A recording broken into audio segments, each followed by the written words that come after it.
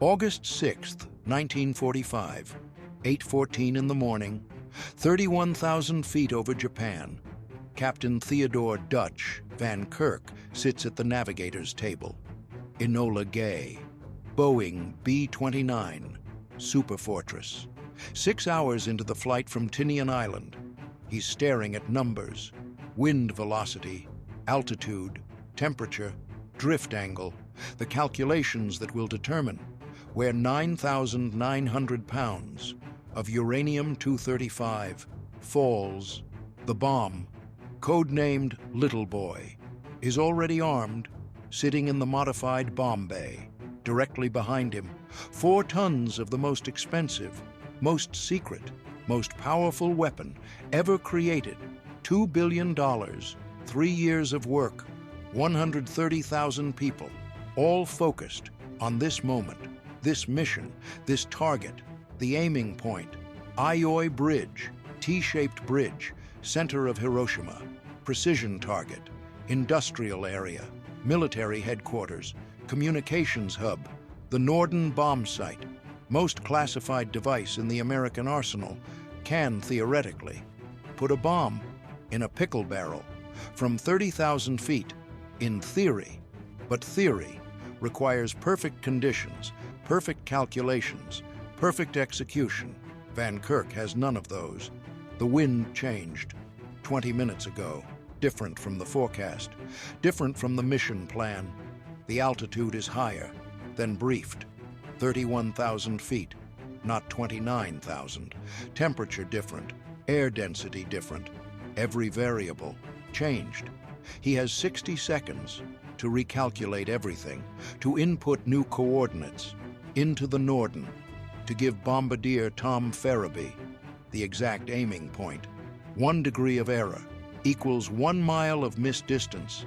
At this altitude, 1 mile means the bomb hits the wrong target, wastes 3 years of work, wastes $2 billion, wastes the only atomic bomb ready to drop, or worse, the mission fails. Operation Downfall proceeds, the invasion of Japan. Estimated casualties, 1 million American soldiers, 5 million Japanese. The war continues for months, maybe years, all because one navigator made one math error in 60 seconds. Van Kirk picks up his pencil, starts calculating wind speed, drift angle, ground speed, altitude correction, temperature coefficient. The numbers flow, fast, precise, automatic. 3 years of training, 6 years of combat navigation, hundreds of missions, all preparation for this moment, these 60 seconds. The intercom crackles. Farabee, the bombardier. Navigator, I need those coordinates, now. Van Kirk doesn't answer. He's writing, calculating, checking. The numbers have to be perfect, absolutely perfect. No room for error, no second chances. This is it, the moment. Everything depends on getting it right. The Manhattan Project began in 1942, a race against time, against Nazi Germany, against the possibility that Hitler would get the atomic bomb. First, the project consumed everything: money, resources, personnel, brilliant minds from across America, physicists, engineers, mathematicians, all working in secret on one goal: create a weapon that could end the war. $2 billion in 1945 money, equivalent to $30 billion. Today, 130,000 workers across multiple sites: Los Alamos, Oak Ridge, Hanford, all classified, all secret. The workers didn't know what they were building, only that it was important, critical, war-ending. The science was theoretical, unproven. Could uranium fission create a chain reaction? Could that reaction be controlled, weaponized, delivered? Nobody knew for certain until July 16th, 1945. Trinity test, New Mexico desert, the first atomic explosion in human history. It worked. The scientists knew they had created. Something terrible, something powerful, something that could end the war. 2 bombs were ready. By August, Little Boy, uranium bomb, gun-type design, simple, reliable, untested in actual explosion. But the scientists were confident it would work. Fat Man, plutonium bomb, implosion design, complex, tested at Trinity, both bombs, 4 tons each, too heavy for conventional bombers. Required modification, special aircraft, special crews, special training. The 509th Composite Group, formed specifically for this mission, hand-picked crews, best pilots, best navigators, best bombardiers, trained for months, dropping dummy bombs, practicing precision bombing, high-altitude releases. They didn't know what they were training for. Just that, it was important. Theodore Van Kirk, born February 3rd, 1921, Northumberland, Pennsylvania, small town, coal country. He joined the Army Air Corps, 1941. Before Pearl Harbor, before America entered the war, he wanted to fly, to serve, to be part of something bigger. Navigator training, Hondo, Texas, the most demanding technical training in the Air Corps. Navigation requires mathematics, astronomy, dead reckoning, celestial navigation, radio navigation, map reading, the ability to know exactly where you are at all times in 3-dimensional space, over featureless ocean, through clouds, at night, under fire. Van Kirk excelled, top of his class, commissioned, 2nd lieutenant, assigned to bomber crews B-17, then B-24, then B-29. Each aircraft, more advanced, more complex, more demanding. He flew combat missions over Europe, over the Pacific, never lost, never off course, never failed. To bring his crew home, 58 combat missions. By 1945, more than most navigators, more than required for rotation home. But Van Kirk kept volunteering, kept flying, because he was good, because he was needed, because navigation was what he did better than anyone. May 1945, Van Kirk receives orders. Report to Wendover Field, Utah, special assignment, classified. He arrives, meets Colonel Paul Tibbets, aircraft commander, B-29 pilot, the best in the Air Force. Tibbets is assembling a crew for a special mission. He wants Van Kirk as navigator. Van Kirk accepts. No questions asked, no details given, just report, train, prepare. The training is unlike anything Van Kirk has experienced. Precision bombing from 30,000 feet, single bomb drops, no formation flying, no mutual protection, just one aircraft, one crew, one bomb, one target. They practice over and over. Dummy bombs, same weight, same dimensions as the real thing, but conventional explosives or concrete, just practice. The target is always the same, a specific point, a bridge, a building, an intersection, not an area, not a city, a point, precision. The Norden bomb site makes it possible. In theory, the bombardier, Tom Farabee, the best in the Air Force, can hit anything, given correct coordinates, given correct calculations, given correct navigation. That's Van Kirk's job. Provide the numbers, the coordinates, the data Farabee needs to put the bomb exactly on target. Wind speed, wind direction, altitude, ground speed, temperature, air density, drift angle, every variable affects the bomb's trajectory. Van Kirk has to account for all of them perfectly. June 1945, the crew deploys to Tinian Island in the Pacific, captured from Japan, turned into a massive airbase, B-29s, taking off every day, bombing Japan, conventional raids, incendiary bombs, destroying cities, But the 509th doesn't participate. They fly, practice missions, solo drops, precision training. The other crews don't understand why the 509th gets special treatment, why they don't fly. Real missions. July 24th, the crew finally learns what they've been training for. Colonel Tibbets gathers them, shows them photographs, film footage of Trinity test, the explosion, the mushroom cloud, the power, he explains. Atomic bomb, new weapon, war ending. Their mission, deliver it to Japan, end the war, save lives, American lives, Japanese lives, everyone's lives. By making further fighting impossible, the weight of that knowledge settles on the crew. They understand now why the secrecy, why the training, why the pressure. Everything depends on them, on this mission, on getting it right. No second chances, no do-overs. One bomb, one target, one shot.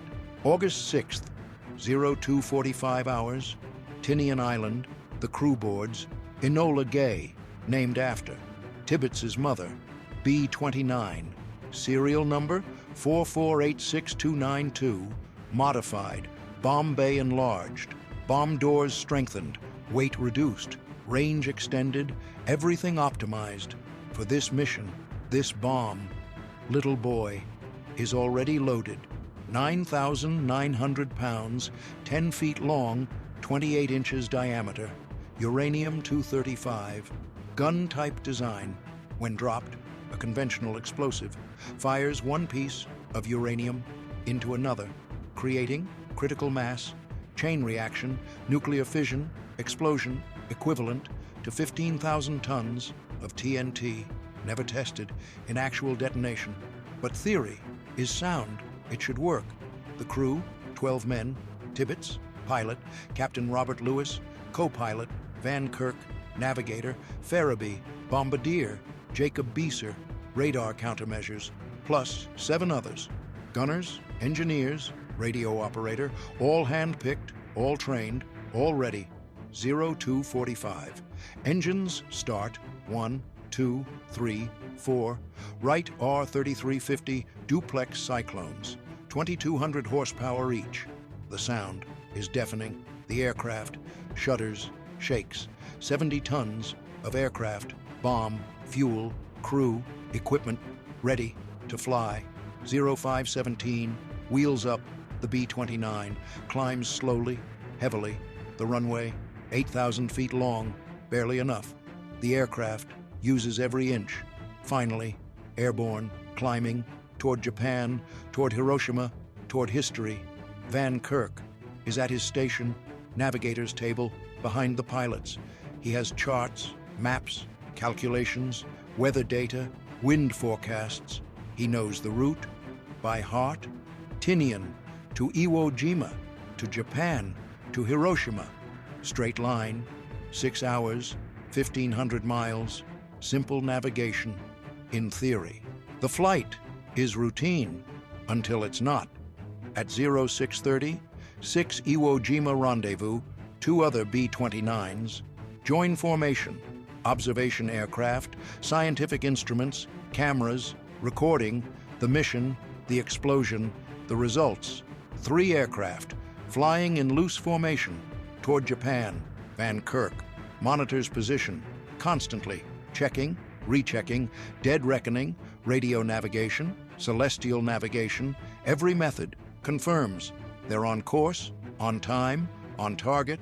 The weather is good, clear skies, over the target, perfect conditions, for visual bombing, for precision. At 0730, they cross into Japanese airspace. No fighters, no flak, no opposition.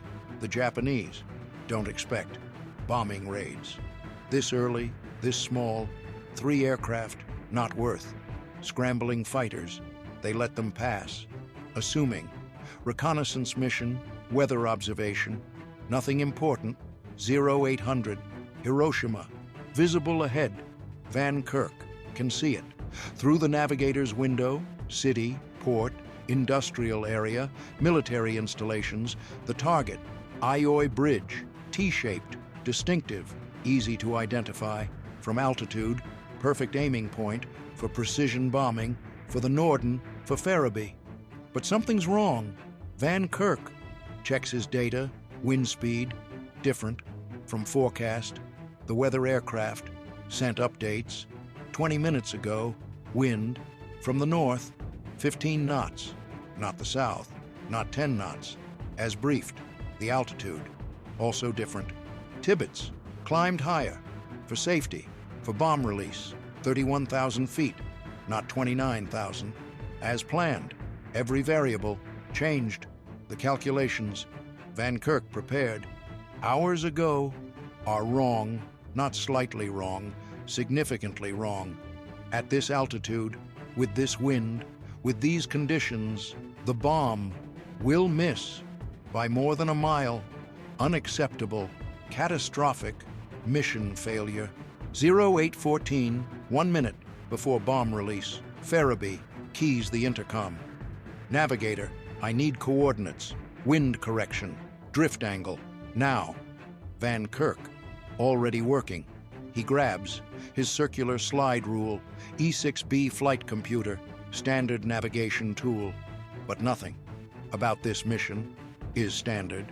He inputs wind speed, 15 knots, from 010 degrees, ground speed, 285 knots, altitude, 31,000 feet, temperature, -40 Celsius. He calculates. Drift angle, how much? The bomb will be pushed off course by wind during the 43-second fall time. The math is complex. Wind pushes bomb sideways during fall. The higher the altitude, the longer the fall, the more drift. At 29,000 feet, with 10-knot wind, the drift would be 800 feet. Manageable, correctable, but at 31,000, with 15 knots, the drift is 1,200 feet, a quarter mile. Significant. Van Kirk calculates. Crosswind component, headwind component, converts to drift angle, 2.3 degrees to the right. He writes it down, rechecks. Math has to be perfect. No errors, no approximations, precision, required, demanded, expected. Next, altitude correction. The Norden is calibrated for 29,000 feet at 31,000. The trajectory changes. The fall time increases. The bomb travels farther, forward, before impact. Van Kirk calculates ballistic coefficient, air density, terminal velocity. The numbers flow fast, automatic. The altitude correction is 0.7 degrees. Forward, he writes it. Double checks. Temperature also affects trajectory. Colder air is denser, more drag, slows the bomb, changes fall pattern. Van Kirk factors it in. Temperature coefficient, -0.2 degrees. He adds, to the calculations, the numbers are adding up. Final coordinates taking shape. 30 seconds remaining. Van Kirk combines all corrections, wind drift, altitude compensation, temperature adjustment. The final aiming point is not the bridge itself, but a point 600 feet northeast of the bridge. When Ferriby aims at that point, when he releases, the bomb will drift, will fall, will land exactly on target, exactly on the bridge. In theory, if Van Kirk's math is correct, if the calculations are accurate, if every number is right, the bomb will hit within 300 feet of the aiming point at this altitude, from this distance. That's exceptional accuracy. That's the Norden at its best. That's Ferriby doing his job. That's Van Kirk providing perfect navigation. But if Van Kirk is wrong, if one number is off, if one calculation contains error, the bomb misses, falls on residential areas, on civilian neighborhoods, away from military targets, away from industrial sites. The mission fails. The bomb is wasted. The war continues. Van Kirk checks. One more time. Wind, 15 knots from 010. Altitude, 31,000 feet. Temperature, -40 Celsius. Drift angle, 2.3 degrees. Right. Altitude correction, 0.7 degrees. Forward, temperature coefficient, -0.2 degrees. Total correction, 3 degrees. Northeast, from bridge. The numbers are right. Have to be. Right. He keys the intercom. Bombardier, navigator, final coordinates, 3 degrees, northeast, from primary aiming point. Mark that position. On Norden, confirm. Farabee responds. Copy, 3 degrees, northeast, from bridge. I have it. Aiming now. Van Kirk sits back. His job is done. 60 seconds of calculation, 3 years of preparation, 6 years of combat experience, all condensed into 1 minute of mathematics. The most important 60 seconds of his life. 0815, 43 seconds. Farabee centers the crosshairs on the aiming point. Van Kirk's coordinates, 3 degrees northeast of Ioy Bridge. The Norden is locked, tracking. The bomb site is now flying. The aircraft, minor corrections, through autopilot, keeping the target centered, keeping the approach perfect. The bomb bay, doors open, wind roars. Through the aircraft, the intercom crackles. Farabee, bomb away. Little boy falls free. The B-29 lurches upward instantly. 9,900 pounds gone. The aircraft suddenly lighter, faster. Tibbets banks hard, turning away. Maximum speed, escaping the blast zone. The bomb falls, silent, tumbling, stabilizing. 43 seconds to impact. Van Kirk watches through the navigator's window. The bomb is visible for a moment, then too small, too far, falling toward Hiroshima, toward the bridge, toward the aiming point. He calculated. He can't see where it's going, can't confirm if his math was right, just has to. Trust the numbers, trust the training, trust that 60 seconds of calculation were correct. The B-29 is diving now, maximum speed, 15 miles away from ground zero. Tibbets needs distance, needs altitude, needs protection from the blast, from the radiation, from the shockwave. Coming in 43 seconds, Van Kirk puts on welder's goggles, special dark lenses to protect against the flash, the light from atomic explosion, brighter than the sun. Everyone on the crew wears them, waiting, counting seconds until detonation. 0816, 17 seconds, exactly after release. Little boy detonates 1,900 feet above Hiroshima, above Shima Hospital, 600 feet from Ioy Bridge. Van Kirk's aiming point, 3 degrees northeast. His calculations were perfect. The bomb hit exactly where he calculated, exactly where it should. The flash, even through. Welder's goggles, even 15 miles away, is blinding, white, pure white, brighter than anything Van Kirk has ever seen. The aircraft, interior, lights up like day, like noon, like stadium lights, everything visible in that white light. Then the shockwave hits twice. First wave from the explosion, traveling at supersonic speed, slams into the B-29. The aircraft shudders violently, like hitting a brick wall at 300 miles per hour. Everyone thrown forward against their restraints.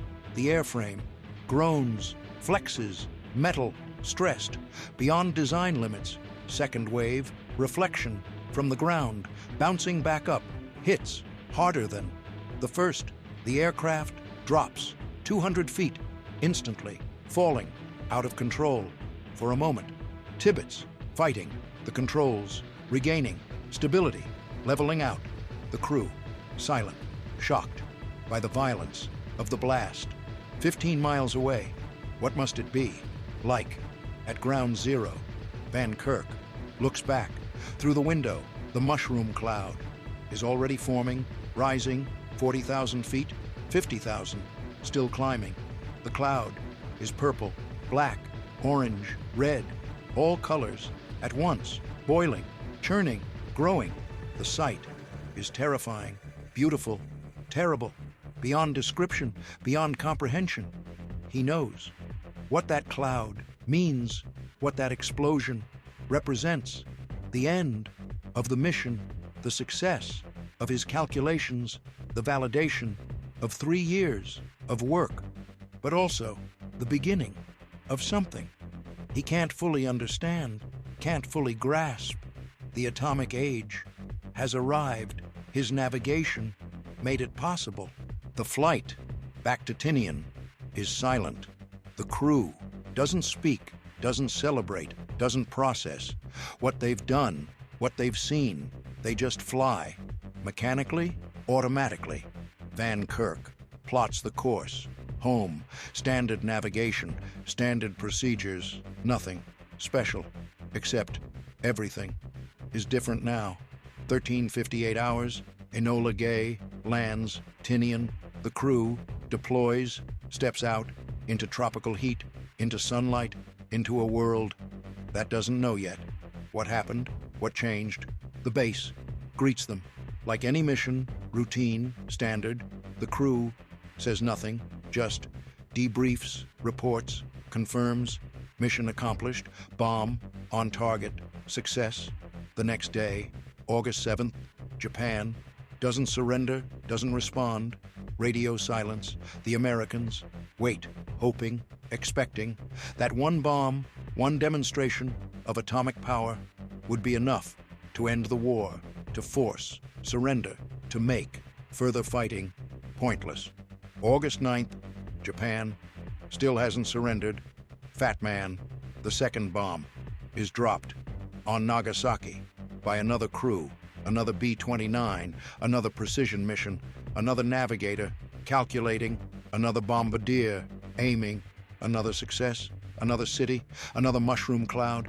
August 15th, 6 days after Nagasaki, 9 days after Hiroshima, Emperor Hirohito announces Japan's surrender, unconditional, immediate, final. The war is over. World War II, 6 years, 50 million dead, ends with a radio broadcast from Tokyo. The atomic bombs made it inevitable, made resistance impossible, made surrender the only option. Van Kirk's 60 seconds of calculation on August 6th put the first bomb exactly on target, demonstrated atomic power to Japan, to the world, to everyone. That 60 seconds of mathematics ended the war, saved lives, American lives, Japanese lives, lives that would have been lost in Operation Downfall, the invasion of Japan. Operation Downfall was the plan. If Japan didn't surrender, invasion of Japanese home islands. 2 phases, Olympic. November 1945, Southern Kyushu, Coronet. March 1946, Tokyo Plain. Total forces, 4 million Americans, hundreds of thousands of Allied troops, supported by thousands of ships, thousands of aircraft. Estimated casualties, American, 400,000 to 800,000 dead and wounded. Japanese military, 5 million to 10 million. Japanese civilian, 5 million to 10 million. The numbers are staggering, incomprehensible, but based on experience. Okinawa, Iwo Jima, Saipan, Japanese resistance, fanatical to the death. No surrender, no prisoners, just fighting until annihilation. The atomic bombs made downfall unnecessary, made invasion obsolete, made those casualties avoidable. Japan faced a choice: surrender or be destroyed, city by city, bomb by bomb, until nothing remained. They chose surrender, wisely, inevitably. Van Kirk's navigation made that choice possible. His calculations put the bomb exactly where needed, demonstrated beyond doubt America's capability, America's willingness, America's power to use atomic weapons. Until Japan surrendered, the message was clear, was undeniable, was effective. Historians debate the morality of using atomic bombs, the necessity, the alternatives, the consequences. Those debates are valid, important, necessary, but from purely military perspective, tactical perspective. Van Kirk's job was navigation. His task was precision. His responsibility was calculations. He executed perfectly. That's what matters. For this story, the technical achievement, the navigational success, the precision of his work. Theodore Van Kirk, after the war, returned home to Pennsylvania, to civilian life, to normalcy. He didn't speak about the mission, about Hiroshima, about his role. For decades, what was there to say? He did his job, calculated coordinates, provided navigation data. The bombardier dropped the bomb. The pilots flew. The aircraft, everyone did their jobs. He attended college, earned degrees, chemical engineering, worked DuPont Chemical Company. 40 years, retired, lived quietly, raised family, 4 children, normal life, unremarkable, except for those 60 seconds on August 6, 1945. Occasionally, journalists found him, asked about Enola Gay, about Hiroshima, about the mission. Van Kirk always answered the same way. I did what I was trained to do, what my country asked, what was necessary to end the war, to save lives. I have no regrets about that mission, about my role, about the outcome, he emphasized. The lives saved, the invasion prevented, the casualties avoided, American soldiers who didn't die on Japanese beaches, Japanese civilians who didn't die in prolonged fighting. The war that ended cleanly, quickly, definitively, because of atomic bombs, because of Enola Gay, because of his navigation. The other crew members felt similarly. Tibbets, the pilot, defended the mission his entire life. I sleep clearly every night. We shortened the war. We saved lives, millions of lives. I'd do it again tomorrow. Farabee, the bombardier, same sentiment. Best mission I ever flew, most important, most necessary. No regrets. The Norden bomb site, the device that made precision bombing possible, was the most secret technology of World War II, more classified than radar, than the proximity fuse, than anything except the atomic bomb itself. Bombardiers swore oaths to protect it, to destroy it, rather than let it fall into enemy hands. The device is mechanical, analog, computer, pre-digital age, gyroscopes, gears, mirrors, lenses, calculating bomb trajectory based on altitude, airspeed, wind, temperature. The bombardier inputs the data. Van Kirk provides. The Norden calculates the release point, when to drop, to hit target in perfect conditions, clear weather, no turbulence, no flak, no evasive maneuvers. The Norden is accurate to within 300 feet from 25,000 feet. That's exceptional, unprecedented, revolutionary. Before the Norden, bombing was area bombing, carpet bombing, destroy everything in a grid. Hope the target is inside. The Norden changed that, made precision possible, made targeted strikes feasible, made strategic bombing a science, not an art. The 8th Air Force used Nordens to destroy German factories, oil refineries, railroad yards, ball-bearing plants, specific targets, industrial targets, military targets, not cities, not populations, targets. The Enola Gay mission was the ultimate test of the Norden. of precision bombing, of everything. The device represented one target, Aoi Bridge, one bomb, irreplaceable, one chance, no second attempt. Van Kirk's calculations fed into the Norden, Farabi's skill using the Norden. Result, 600 feet from the aiming point at 31,000 feet after 43-second fall. That's success. That's precision. That's the Norden at its best. The mathematics of Van Kirk's calculation are worth examining. Wind correction is based on vector analysis. Wind velocity, 15 knots. From 010 degrees, true north is 10 degrees. Aircraft heading, 060 degrees, northeast toward Hiroshima. Crosswind component is calculated using trigonometry. 15 times sine of 50 degrees equals 11 knots. Headwind component, 15 times cosine of 50 degrees equals 10 knots. The crosswind pushes bomb sideways during fall time, 43 seconds, from 31,000 feet. Distance, bomb drifts sideways, is calculated.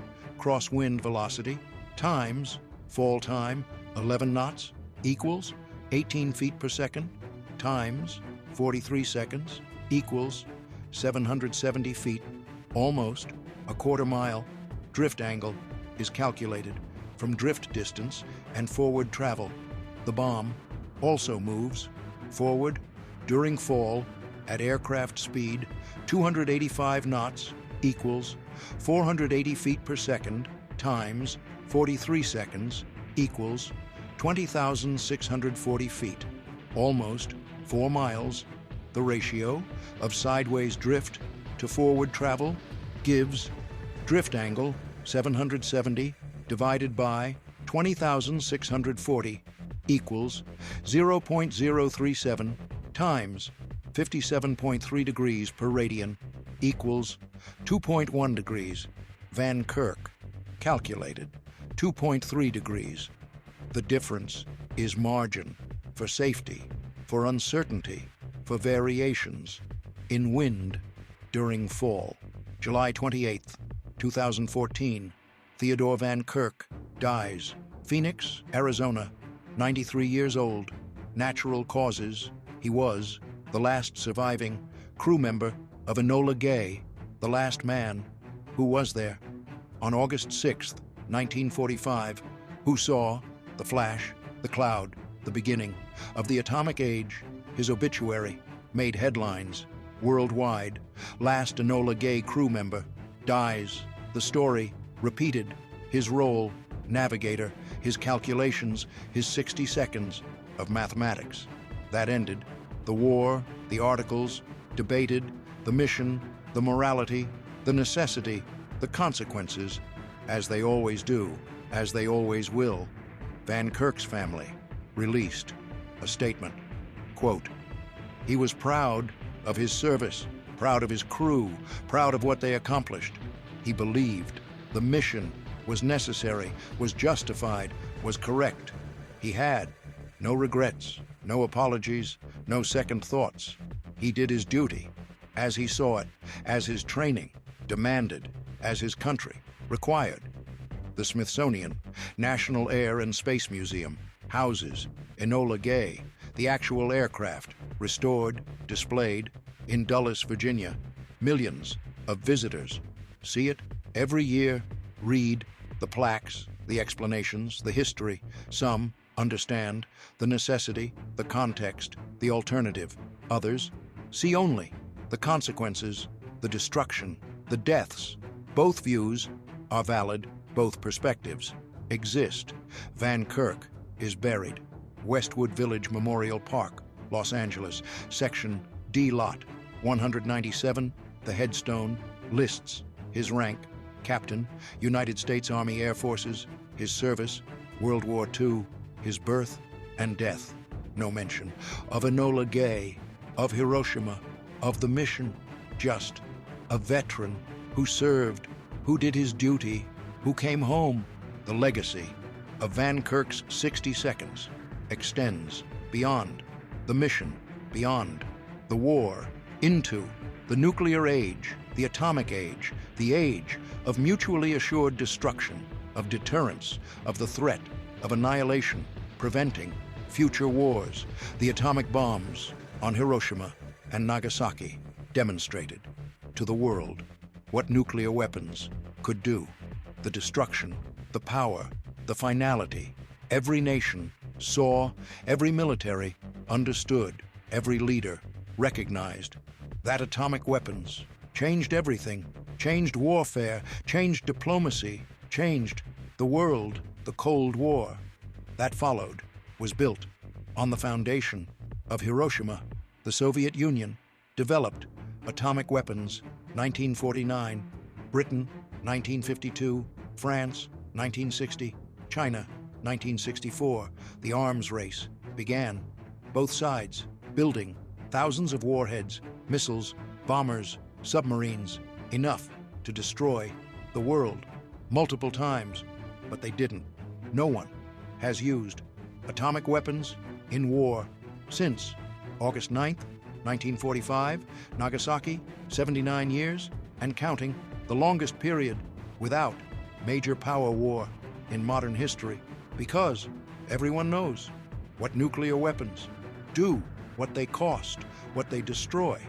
Hiroshima taught that lesson. Van Kirk's navigation made that lesson possible. Deterrence theory, mutually assured destruction, mad. The concept that using nuclear weapons guarantees your own destruction, has prevented World War III, has prevented nuclear war, has kept the peace, however uncomfortable, however tense, however dangerous. The peace has held for almost 80 years. The technical achievement of Van Kirk's navigation cannot be overstated. 60 seconds of calculation at 31,000 feet in a vibrating aircraft under pressure, knowing the entire mission depended on accuracy, on precision, on getting every number right. First time, only time. Modern navigation uses GPS, satellites, computers, digital systems, automatic, precise, reliable. In 1945, navigators used pencils, circular slide rules, maps, dead reckoning, celestial navigation, radio beacons, triangulation, all manual, all prone to error, all dependent on skill, on training, on experience. Van Kirk had all three. 6 years of combat navigation, hundreds of missions, thousands of calculations. He knew his tools, knew his methods, knew what worked, what didn't, when to trust the instruments, when to trust his instincts, when to recalculate, to verify, to confirm. That 60 seconds on August 6th represented the culmination of everything he learned, everything he practiced, everything he trained for, the perfect application of navigation skill at the moment it mattered most, when failure wasn't an option, when error meant disaster, when success meant everything. The bomb hit 600 feet from the aiming point, from 31,000 feet, after a 43-second fall, with wind, with altitude changes, with temperature variation. That's exceptional accuracy. That's professional navigation. That's Theodore Van Kirk doing what he did better than almost anyone at exactly the right time. There's a question worth asking. What if Van Kirk had been wrong? What if his calculations contained an error, 1 degree of mistake? What then? 1 degree at 31,000 feet equals approximately 1 mile of missed distance. The bomb would have landed 1 mile from Aoi Bridge, still within Hiroshima, still destructive, still effective, but less precise, less targeted, more civilian areas, less military value. The mission might still have succeeded. Japan might still have surrendered. The demonstration of atomic power might still have been sufficient, but it's uncertain, unclear if missing the target by a mile would have the same impact, the same effect, the same result. More importantly, the second bomb, Fat Man, might not have been dropped. If Little Boy had missed significantly, the mission might have been considered a failure. The targeting questioned, the effectiveness doubted, the decision to drop a second bomb might have been delayed, reconsidered, changed, and if the second bomb wasn't dropped, if Japan didn't surrender on August 15th, then Operation Downfall proceeds. The invasion begins. November 1945. Hundreds of thousands die on both sides. The war continues into 1946, maybe 1947. Millions more dead, wounded, destroyed. Van Kirk's 60 seconds prevented that timeline. His calculations ensured Little Boy hit exactly where intended, demonstrated beyond doubt America's capability, Japan's vulnerability, the futility of continued resistance. His math ended the war. August 6, 1945, 0814, 31,000 feet over Japan. Captain Theodore Van Kirk sits at the navigator's table, pencil in hand, E6B flight computer. In front of him, numbers everywhere. Wind speed, altitude, temperature, drift angle, corrections, calculations, 60 seconds. To get it right, to calculate the exact coordinates, the precise aiming point. That will put 9,900 pounds of uranium exactly on target, exactly where needed, exactly right. He calculates, fast, precise, confident. Wind drift, 2.3 degrees, right. Altitude correction, 0.7 degrees, forward. Temperature coefficient, minus 0.2 degrees, total, 3 degrees, northeast from the bridge. He keys the intercom, gives Farabee the coordinates, the final numbers, the result of 60 seconds of perfect mathematics. Farabee aims, the Norden locks on target, releases, the bomb falls, 43 seconds, detonates, 1,900 feet above Hiroshima, 600 feet from Aoi Bridge. Van Kirk's aiming point, perfect, precision, success. 9 days later, Japan surrenders, the war ends, millions of lives saved, American soldiers who don't die on Japanese beaches, Japanese civilians who don't die. In prolonged fighting, the invasion, that never happens, all because one navigator, one calculation, 60 seconds. Got it. Right. That's the story of Theodore Van Kirk, not the atomic bomb, not the destruction, not the moral debates. The story is simpler.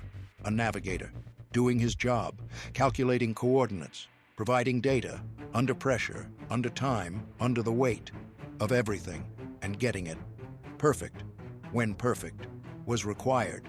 60 seconds. That ended. The war, not through destruction alone, but through precision, through accuracy, through professional navigation, executed flawlessly by a man who knew exactly what he was doing and did it better than anyone else could have. At exactly the moment history